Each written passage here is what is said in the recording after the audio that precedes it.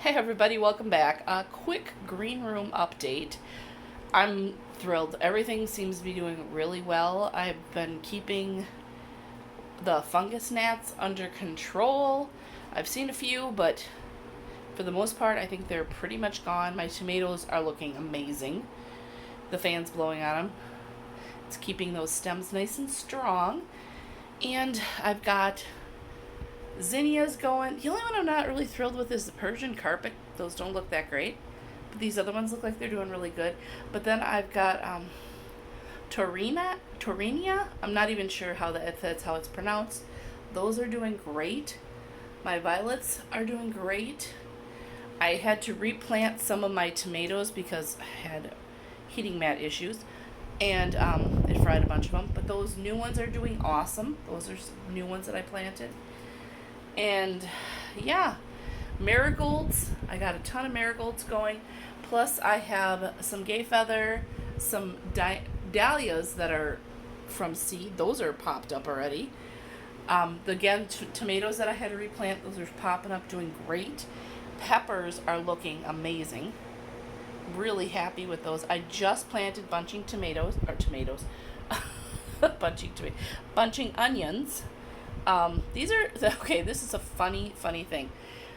I went ahead and dumped the soil out of those blocks like these back into my soil thing because the seeds weren't coming up. I figured they got fried.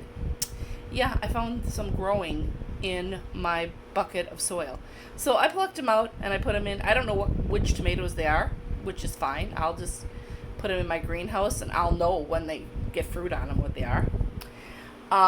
My miniature snapdragons are coming up. I'm super excited about those because those take 10 to 14 days, and I planted them on the 29th. So I'm pretty happy about that. Come around here. Some more of my peppers. I have some catalogs underneath there because it's a little crooked, the shelf is, and I did bottom watering, and I want to make sure the back ones get water. So yeah. My Lysianthus, I'm beyond thrilled because I've never grown them from seed before. And you're like, there's nothing in there. There is. They are super tiny. I don't know if you can see right there. Super tiny. But they're growing and they've got more, they've got their true leaves and doing great. Just took the covers off of those today and I'm actually going to start another set of them. This potting mix that hubby picked up for me, not so great. It was way too clumpy.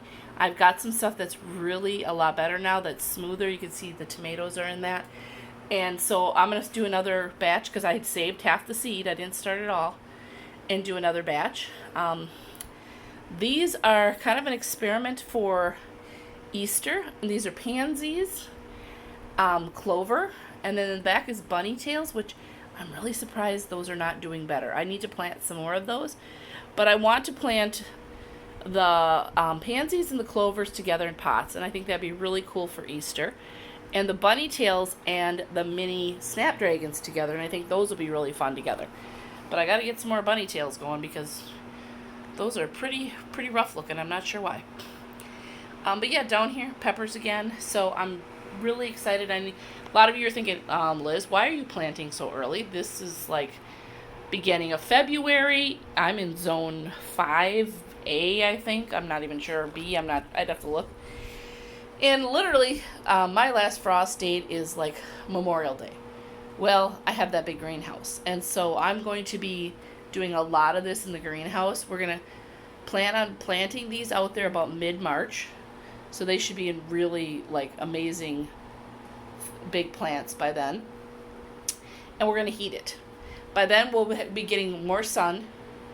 And so we should be able to have, we're fingers crossed, tomatoes, at least tomatoes, probably not peppers because peppers take longer, but like cherry tomatoes by May, which would be kind of exciting. And some of this other stuff too.